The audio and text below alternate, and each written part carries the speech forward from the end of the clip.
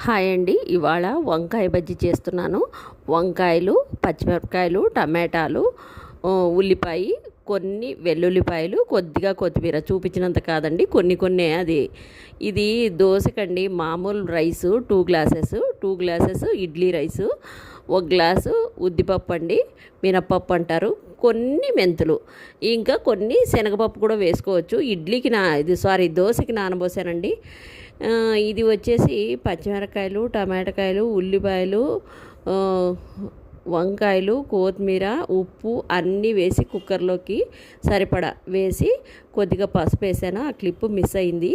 కొంచెం కొద్దిగా చిన్న స్పూన్తో కొద్దిగా నూనె వేసాను. కొంచెము అది కొన్ని గ్లాసున్నర పైన నీళ్లు వేసి 2 విజిల్స్ కొట్టించానండి.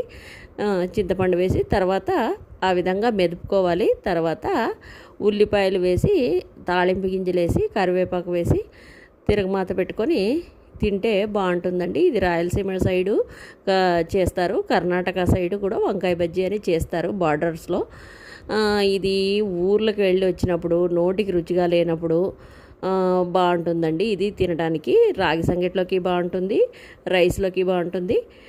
అంతేనండి. వంకాయ బజ్జీ అంటారు.